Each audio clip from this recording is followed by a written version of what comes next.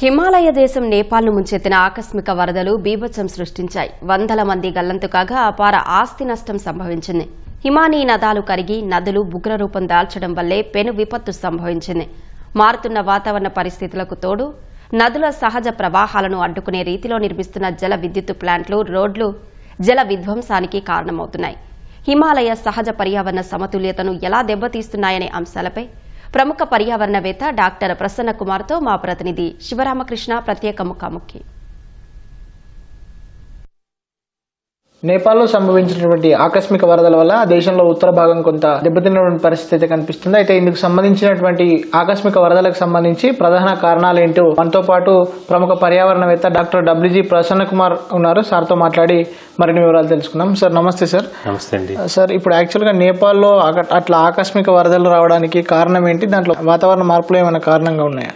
వాతావరణ మార్పులు ఏ ప్రకృతి విపత్తుకైనా కొంతమేరకు ఇప్పుడు కారణాలు అవుతున్నాయి. ఎస్పెషలీ ఎండలు తోటి ముడిపడ్డవైనా, వానలతోటి ముడిపడ్డవైనా, మంచుతోటి ముడిపడ్డవైనా, ఇవి మూడు కూడా వాతావరణ మార్పులు కొంతవరకు వాటిని ప్రభావితం చూపిస్తున్నాయి. నేపాల్ ఎట్లా అంటే కొండల్లో ఉండే ప్రదేశం. నేపాల్ కంటే పైన టిబెట్ ఉంటుంది. టిబెట్ లో పడ్డ వర్షం నీళ్లు నేపాల్లోకి వచ్చి, నేపాల్లో పడ్డ వర్షం నీళ్లు మనకి ఉత్తరప్రదేశ్, ఉత్తరాఖండ్ గుండా బీహార్ అలా ప్రవహిస్తూ వెస్ట్ బెంగాల్ ద్వారా సముద్రంలో కలిసిపోతుంది. మన దేశంలో గంగా నదిగా మనం చెప్పుకుంటాం. నీళ్లు ఘనీభవిస్తే మనకి మంచు అవుతుంది. ఇప్పుడు నేపాల్లో జరిగిన దానికి కారణం ఏం చెప్తున్నారు? 3 కారణాలు చెప్తున్నారు. అర్త్ క్వేక్, బురద నదితో పాటు అక్కడ అవలాంచ్, మంచు కొండ, కరిగిన మంచు కొండ. నీళ్లు మంచుగా మారినప్పుడు ఒక కొండగా మారి ఒక చోట ఆగి ఉంటాయి. నీళ్లు కరిగినప్పుడు ఒక చిన్న తటాకంగా ఏర్పడతాయి. పైన ఉండే అవలాంచి మంచు కొండ అది కరిగితే అక్కడ తటాకంగా అవుతుంది. తటాకం దాటి కిందికి వస్తే ఆ పై తటాకం నుంచి కింది తటాకంలోకి 2 తటాకాలకు సంబంధించిన నీళ్లు చేరుతాయి. అప్పుడు తటాకం ఆ ఉధృతిని తీసుకోలేక ఆ కట్టలాగా ఉన్న దాని మీద ప్రభావం ఉంటుంది, ప్రెషర్ ఏర్పడుతుంది. సో ఉధృతి పెరుగుతున్న కొద్దీ ఈ కట్ట తెగే అవకాశం ఎక్కువ ఉంటుంది. ఒక దేశంలో జరుగుతుంటే ఇవి ఆ దేశంలో ఉండే విపత్తు నివారణ శాఖ వాళ్ళు అబ్జర్వ్ చేస్తుంటారు. చర్యలు ఏం తీసుకోవాలి, వెంటనే చుట్టుపక్కల వాళ్ళకి ప్రమాద హెచ్చరికలు ఇస్తూ ఉంటారు. ఆ తటాకాలకి చుట్టుపక్కల ఉండే గ్రామాల వాళ్ళకి ఇన్ఫార్మ్ చేస్తుంటారు. అలాగే ఆ జిల్లా యంత్రాంగం అందరినీ అప్రమత్తం చేస్తారు. జిల్లా యంత్రాంగం సహాయ చర్యల కోసం లేకపోతే ముందు జాగ్రత్త చర్యల కోసం, రెండింటి కోసం కూడా అప్రమత్తం అవుతుంది. దానికి అనుగుణంగా వాళ్ళ దగ్గర శక్తి సామర్థ్యాలు సరిపోకపోతే పక్క జిల్లా నుంచో పక్క రాష్ట్రం నుంచో కూడా అడుగుతారు.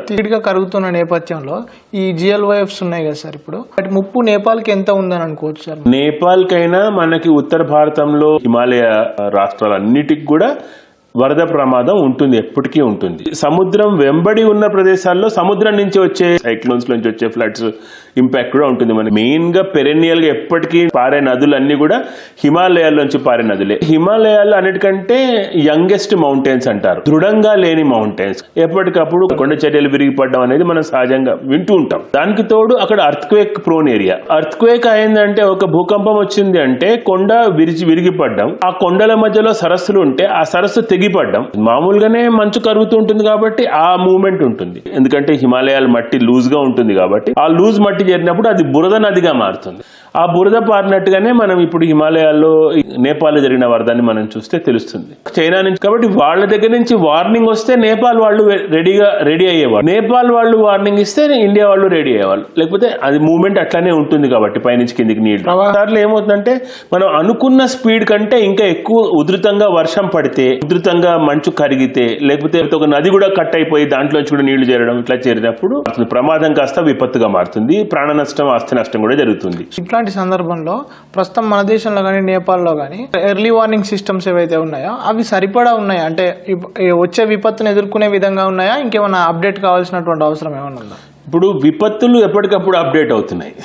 సమాచార వ్యవస్థ అంటే ఈ వాతావరణ మార్పుల కాంటెక్స్ట్ లో ఏమవుతుందంటే, ఇంతకుముందు అనుకున్నట్టుగా కాకుండా ఇంకా స్థాయి పెరుగుతోంది, విపత్తు ఇంటెన్సిటీ పెరుగుతోంది. మనకి ఇంతకుముందు ఉన్న ప్రమాద సూచన వ్యవస్థ సరిపోవట్లేదు. అది కూడా ఎప్పటికప్పుడు అప్డేట్ చేస్తూనే ఉన్నారు. ఇదివరకు ఉన్న వ్యవస్థకి ఇప్పుడున్న వ్యవస్థకి చాలా తేడా ఉంది. ఇప్పుడు చాలా వాతావరణ పరిస్థితుల గురించి 2-3 రోజుల ముందే తెలుస్తున్నాయి మనకి. ఇంకా అర్లీ వార్నింగ్, ఇంకా మంచి sharing of information between nations, 2 దేశాల మధ్యలో. ఎందుకంటే ఇప్పుడు 3 దేశాలు దీంట్లో, టిబెట్ ని పాలిస్తున్న చైనా వాళ్ళు, టిబెట్ నుంచి నేపాల్ నుంచి భారతదేశం, 3 మధ్యలో షేరింగ్ ఆఫ్ ఇన్ఫర్మేషన్ ఉండాలి, సమాచారం అందించుకోవాలి ఒకళ్ళకొళ్ళు. అట్లాగే సహాయచర్యలు కూడా ఒకళ్ళకొళ్ళు సపోర్ట్ చేసుకోవాలి. భారతదేశంలో దాని ఇంపాక్ట్ మన వాళ్ళు టూరిస్టులుగా అక్కడికి వెళ్ళిన వాళ్ళ మీద ఇంపాక్ట్ ఇప్పుడు కనిపిస్తుంది. హైడ్రో పవర్ ప్రాజెక్ట్స్ కానీ, రోడ్లు కానీ, మరే ఇతర నిర్మాణాలు కానీ, సో దానికి ఇవే కారణం అని అనుకోవచ్చా సార్ మనం? అంటే ఏమవుతుందంటే, ఒక హైడ్రో ప్రాజెక్ట్ కడితే నీళ్ళని ఆపుతాం, ఒక రోడ్డు కడితే నీళ్ళని ఆపుతాం, లేదా నీళ్ళని డైవర్ట్ చేస్తాం. నీళ్ళని డైవర్ట్ చేసిన, నీళ్ళని ఆపినా కూడా నీళ్ళకి ఇది వరకు ఉండే సామర్థ్యం కంటే సామర్థ్యం పెరిగే అవకాశం ఉంటుంది. అంటే ఒక రిజర్వాయర్ పెట్టడం వల్ల ఆ రిజర్వాయర్ లో నీళ్లు బరువు నేల మీద పెరిగి కిందికి ప్రెషర్ పెట్టే అవకాశం ఉంటుంది. కాబట్టి కిందికి వచ్చే అవకాశంలో భూమి కింద ఉండే పొరల మధ్యలో ఉండే స్పేస్ మీద ప్రెషర్ పెట్టి ఆ పొరలు విరిగిపోవడము, ఆ పొరలు తగ్గడము, మధ్యలో ఉండే స్పేస్ తగ్గడము జరిగి నీళ్లు అక్కడ దాని ఇంపాక్ట్ తోటి ఆ డ్యామ్ బాగా బ్రేక్ అవ్వడం కానీ, లేకపోతే ఆ రోడ్డు బ్రేక్ అవ్వడం కానీ జరుగుతుంది. అంటే రోడ్డు కన్స్ట్రక్షన్ ఎందుకు చేస్తారు? ఇటు నుంచి అటు రవాణా వ్యవస్థ కోసం చేస్తారు. ఈ రవాణా వ్యవస్థ చేసినప్పుడు చేసిన కట్టడం మీద కూడా ఇంపాక్ట్ పడుతుంది.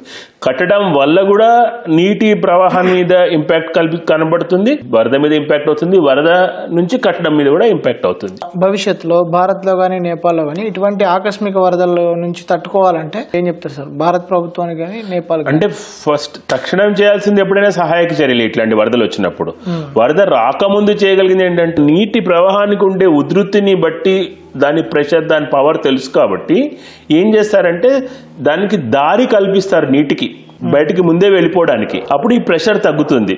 ఆ దారి కల్పించే అవకాశం లేదు, ఆ ఇన్ఫర్మేషన్ లేకపోతే మనకి ఈ వరద ఉధృతి కనిపిస్తుంది. వీలైనంత వరకు ఈ దారులను మనం క్రియేట్ చేస్తూ ఎక్కడ కూడా నీటి ఇంపాక్ట్, ఎక్కువ ఇంపాక్ట్ ఉండకుండా చూసుకోవాలి. మొదటిది ఇన్ఫర్మేషన్ షేరింగ్ రెగ్యులర్గా చేసుకోవాలి.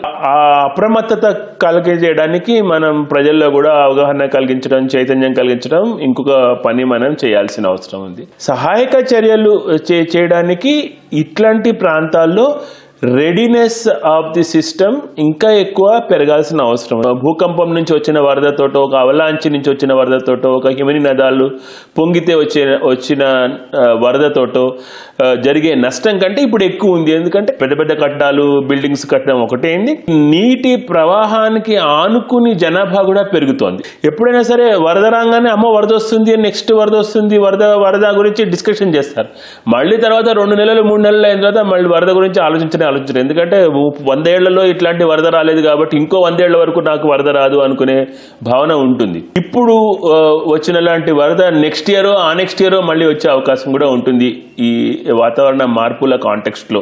కాబట్టి ఈ ప్రాంతంలో ఉండేవాళ్ళు ఎప్పటికప్పుడు విపత్తు సహాయ నిర్వహణలో శిక్షణ పొందాలి.